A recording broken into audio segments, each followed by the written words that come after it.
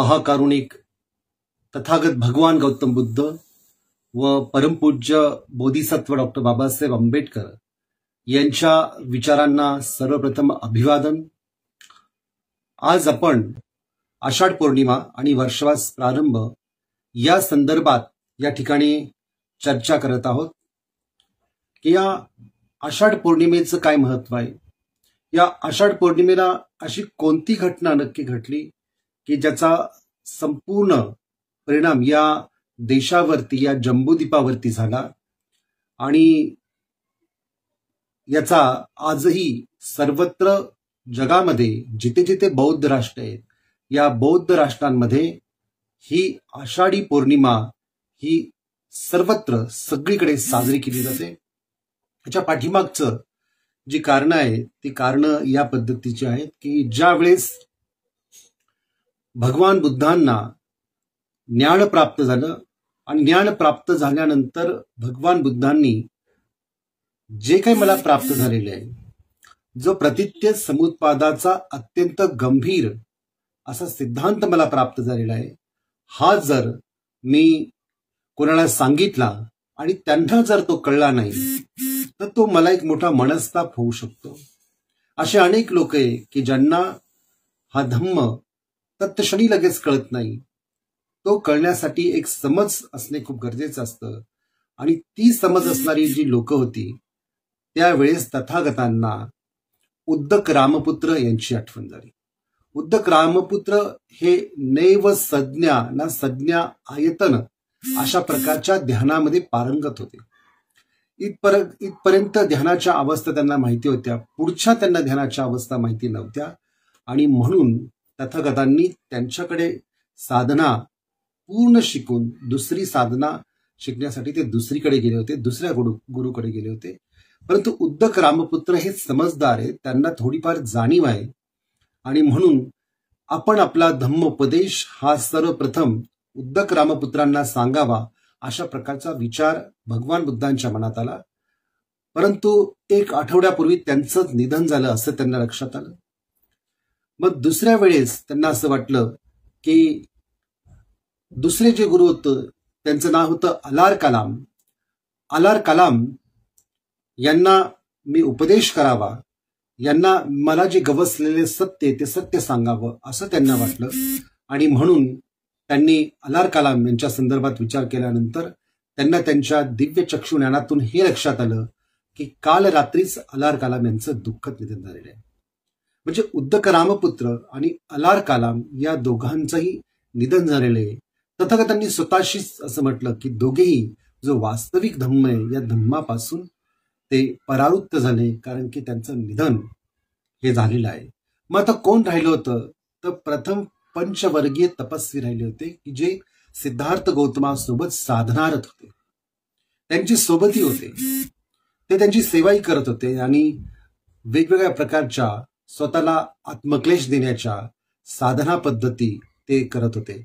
आणि अशा साधना पद्धती करत असताना एक दिवस सिद्धार्थ गौतमांनी सुजाता नावाच्या एका स्त्रीने आणलेली खीर प्राशन केली आणि त्यांना असं समजलं की ऊर्जा निर्माण झाल्याशिवाय आपण कोणती गोष्ट प्राप्त करू शकत नाही, म्हणून भोजन करणे आवश्यक आहे। आणि म्हणून तथागतांनी भोजन करायला ज्यावेळेस सुरुवात केली तर तथागत म्हणजे सिद्धार्थ गौतम हे पदभ्रष्ट झालेले आहे असं समजून हे पंचवर्गीय तपस्वी त्यांना सोडून वाराणसी या प्रदेशात गेले। आणि ज्यावेळेस तथागतांना हे लक्षात आलं की हे लोक चांगली आहेत, त्यांनी माझी खूप सेवा केलेली आहे, परंतु त्यांना शुद्ध धम्म अजून मिळालेला नाही आहे आणि म्हणून ते भटकत आहेत, तर त्यांना आपण का नाही सर्वप्रथम आपल्याला जे प्राप्त झालेलं ज्ञान आहे ते त्यांना जाऊन सांगावं। म्हणून तथागत हे गयेवरून सारनाथ या ठिकाणी, वाराणसीच्या जवळ सारनाथ हे ठिकाण आहे, त्या ठिकाणी तथागत आले आणि तथागतांनी त्या ठिकाणी येत असताना तथागतांचं स्वागत करायचं नाही अशा पद्धतीचा या 5 जणांनी संकल्प केला। परंतु जसे तथागत जवळ आले तसा तसा त्यांचा संकल्प जो आहे ते विसरून गेले। कुणी त्यांना पाय धुण्यासाठी पाणी ठेवलं, कुणी त्यांना बसण्यासाठी आसन दिलं, कुणी त्यांना पिण्यासाठी पाणी दिलं, त्यांचं क्षेमकुशल त्यांनी विचारलं आणि यानंतरच त्यांनी त्यांना विचारलं की तुम्ही काय प्राप्त केलं।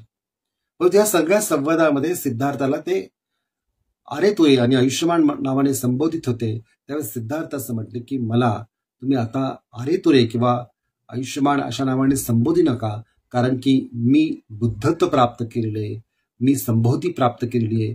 म्हणून जर तुम्हाला काय म्हणायचं असेल तर बुद्ध म्हणा. आणि मग त्यानंतर या पंचवर्गीय तपस्व्यांनी विचारलं की असं कोणती गोष्ट प्राप्त केली.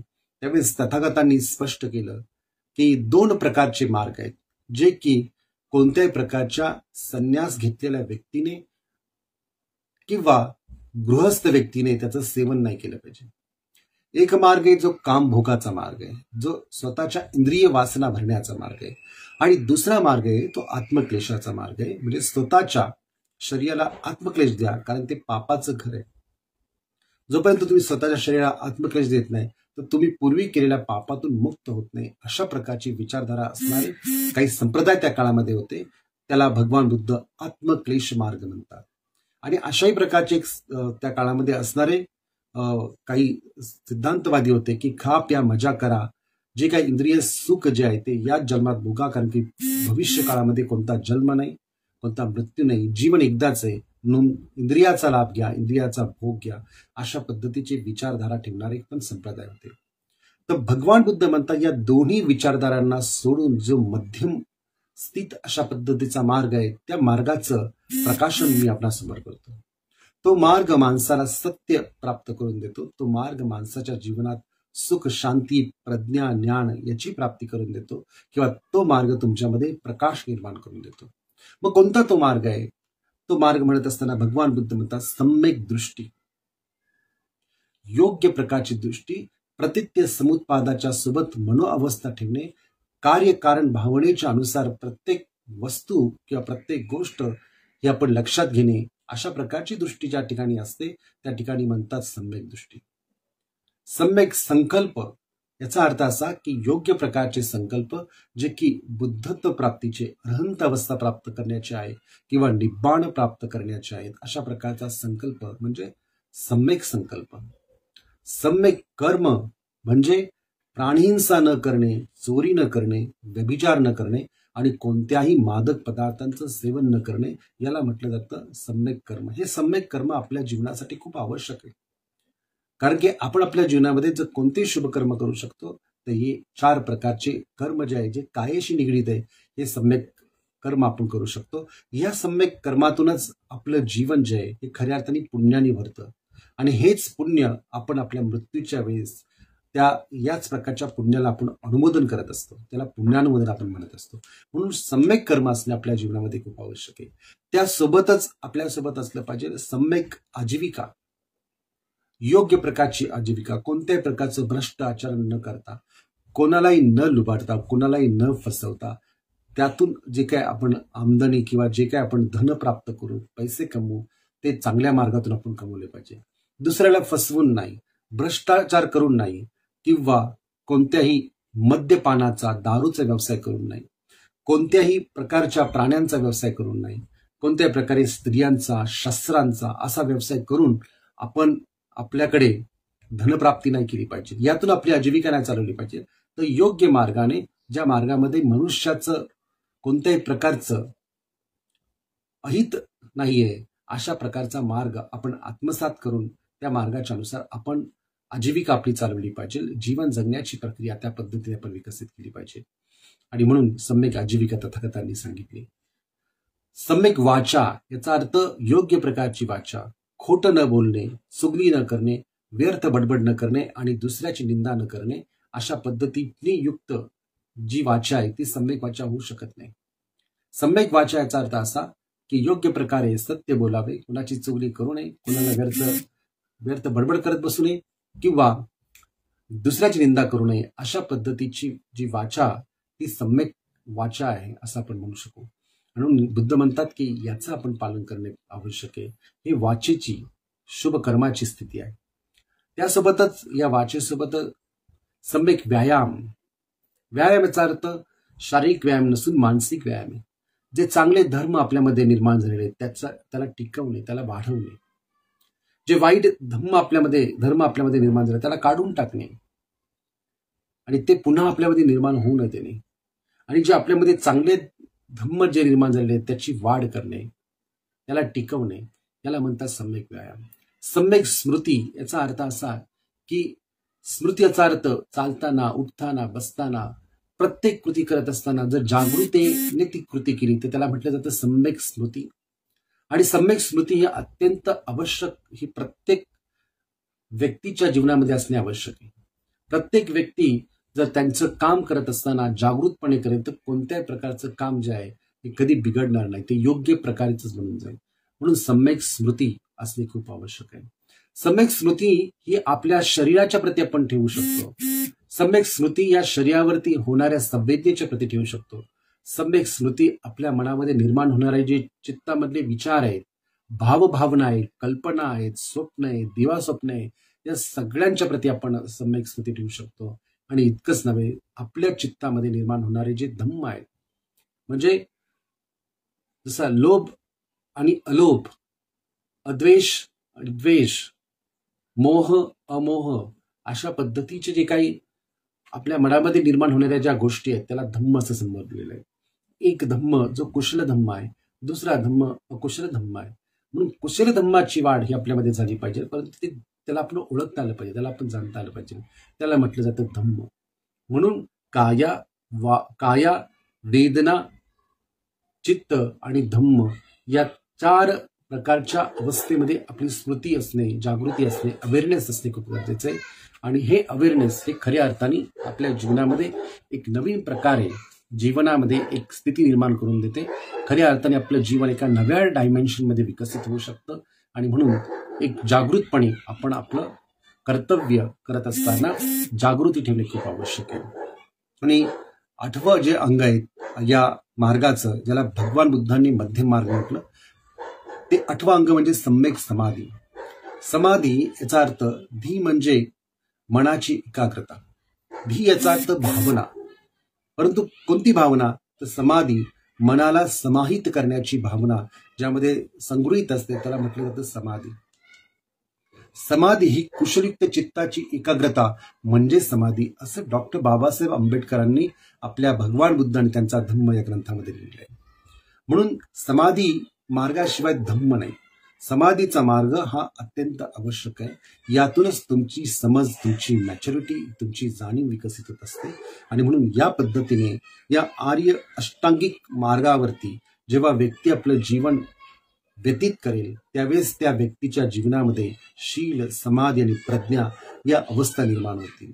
या अवस्था निर्माण होत असताना डॉक्टर बाबासाहेब आंबेडकरांनी दिलेल्या ज्या 22 प्रतिज्ञा आहेत त्या 22 प्रतिज्ञेपैकी एक महत्वाची प्रतिज्ञा की मी माझं जीवन आर्य अष्टांगिक मार्गाच्या आधारे व्यतीत करेल किंवा त्या मार्गाचं मी अनुसरण करेल.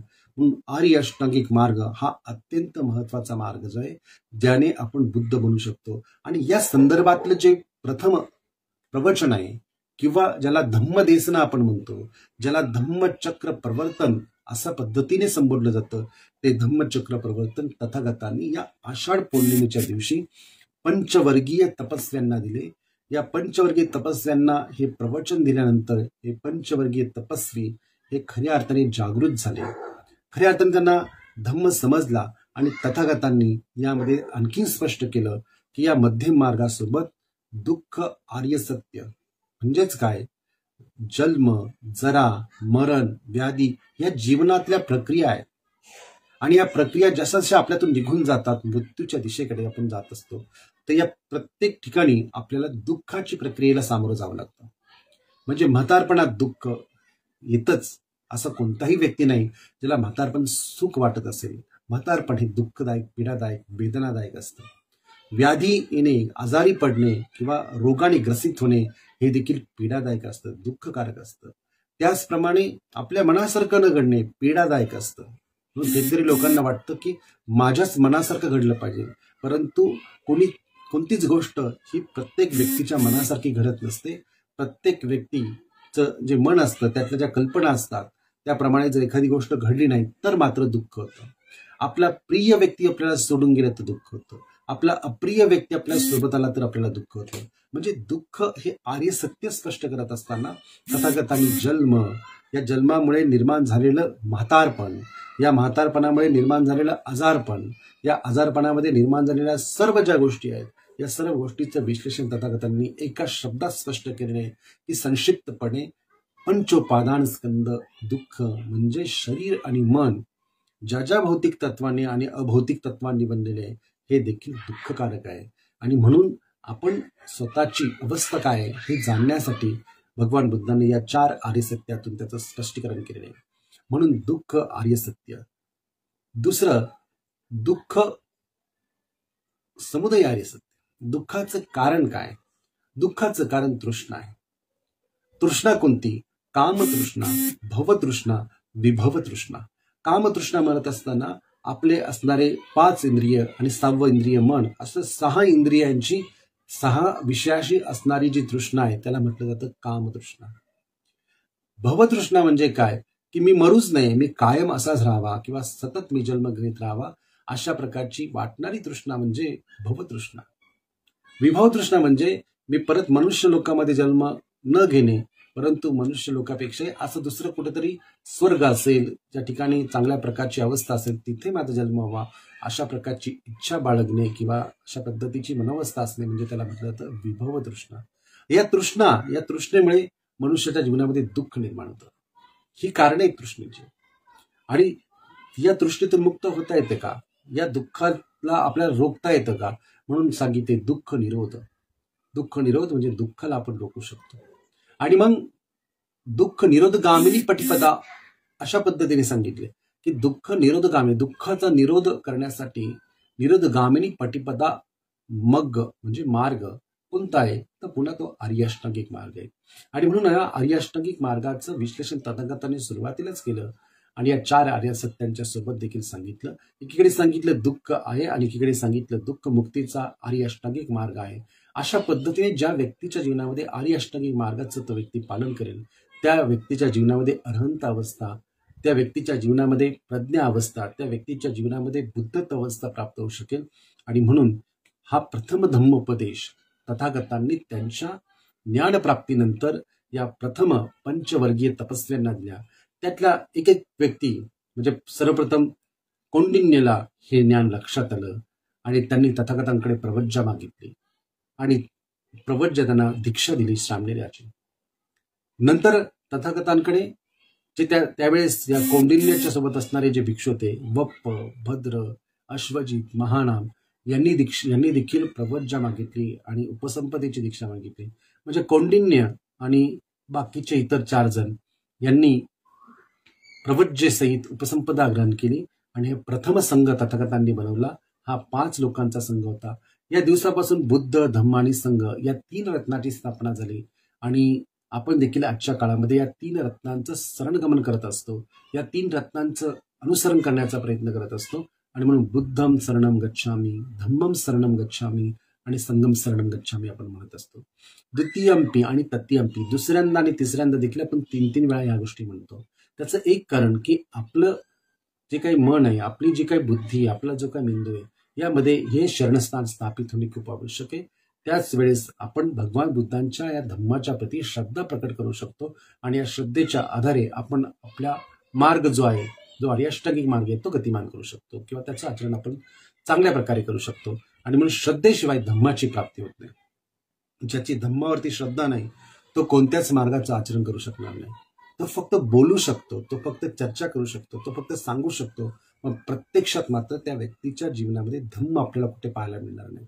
म्हणून धम्म आणि या धम्माच्या विषयी तथागतांनी दिलेली प्रथम जी काही धम्म देसना जी आहे त्या धम्मदेसनेच्या या सर्व गोष्टीला धम्मचक्र प्रवर्तन असं म्हटलं जातं. धम्मचक्र प्रवर्तनाचा अर्थ की धम्माचं जे चक्र आहे या चक्राला प्रवर्तित करणं, गतिमान करणं, त्याला गती देणं, तेव्हा ते चालू शकतं. म्हणून भारताच्या राष्ट्रपती भवनाच्या अशोका सभागृहामध्ये भगवान बुद्धांच्या मूर्तीच्या पाठीमागे धम्मचक्र प्रवर्तनाय अशा पद्धतीचे शब्द लिहिलेले. या शब्दाचा अर्थ असा आहे की तथागत भगवान बुद्धांनी आपल्या पंचवर्गीय भिक्षूंना प्रवचन करत असताना या धम्माला, या भारतामध्ये निर्माण झालेल्या भगवान बुद्धांच्या शोधाला त्यांनी गतिमान केलं आणि धम्म आणि धम्माचं हे चक्र हे गतिमान करून तथागतांनी या सर्व गोष्टीला चालना दिली. अशा पद्धतीने या आषाढ पौर्णिमेचं जे महत्व आहे की भगवान बुद्ध हे पहिले गुरु आहेत. गुरु आणि शिष्याची एक परंपरा आहे. गुरु आणि शिष्याशिवाय बौद्ध धर्म नाही. कारण की आचार्य आणि आचार्यानंतर असणारे वेगवेगळ्या प्रकारचे, मग कुणी विनय आचार्य असतं, कुणी सुत्त पिटकाचं आचार्य असतं, कुणी अभिधम्म पिटकाचा आचार्य असतं. असे आपले आचार्य म्हणजे गुरु असतात जे आपल्याला शिकवतात. तर भगवान बुद्धांनी विनय पिटकामध्ये ही गुरु शिष्याची परंपरा कशी असते या पद्धतीने नियम जे सांगितले किंवा विनय जे सांगितले, या विनयानुसार जर आपण पाहिलं तर भगवान बुद्ध हे एक शास्त्र आहेत, हे एक गुरु आहे. आणि या गुरूंचे हे सर्व शिष्य अनुयायी आहेत. आणि म्हणून या अनुयायांनी कशा पद्धतीने राहिलं पाहिजे, वागलं पाहिजे, कोणतं वर्तन ठेवलं पाहिजे, कोणती सभ्यता पाळली पाहिजे, याचे सर्व नियम जे आहेत हे तथागतांनी विनय पिटकामध्ये सांगितलेले आहेत. आणि या विनय पिटकानुसार भगवान बुद्धांचा भिक्खू संघ जो आहे हा जर त्या पद्धतीने जर असेल, त्या पद्धतीने वर्तन करत असेल तरच तो संघामध्ये, अन्यथा तो त्यांच्या मनाला वाटेल त्या पद्धतीने जर वागत असेल तर मात्र तो चुकीच्या मार्गाला आहे. म्हणून संघ म्हणत असताना गुरुकडून ही प्रथम पंचवर्गीय तपस्व्यांना जी दीक्षा दिली तेव्हापासून ते पंचवर्गीय भिक्षू म्हणून ओळखले जाऊ लागले. आणि आजचा म्हणजे आषाढ पौर्णिमेचा जो दिवस आहे, या आषाढ पौर्णिमेला हे इतकं मोठं, ज्याला इंग्रजीमध्ये फर्स्ट सर्मन आपण म्हणतो, हे फर्स्ट सर्मन म्हणजे धम्मचक्र प्रवर्तन तथागतांनी या भिक्षूंना दिलं. यानंतर ही परंपरा अशीच वाढत राहिली. आणि या परंपरेतून म्हणजे तथागतांनी दीक्षा दिल्यानंतर 3 महिने, आषाढ पौर्णिमेपासून तर अश्विन पौर्णिमेपर्यंत 3 महिने तथागत सारनाथ या ठिकाणीच राहिले आणि सर्व भिक्षूंना देखील याच पद्धतीचा उपदेश केला. ज्या ज्या वेळेस पाऊस असेल, वर्षा असेल, त्या त्यावेळेस भिक्षूंनी एका ठिकाणी निवास केला पाहिजे, तिथे साधना केली पाहिजे आणि तिथे असणाऱ्या उपासक उपासिकांना बौद्ध धम्म हा त्यांनी शिकवला पाहिजे किंवा बुद्धांची टीचिंग किंवा बुद्ध धम्म आणि संघ 3 रत्नाविषयी त्यांना समजून सांगितलं पाहिजे.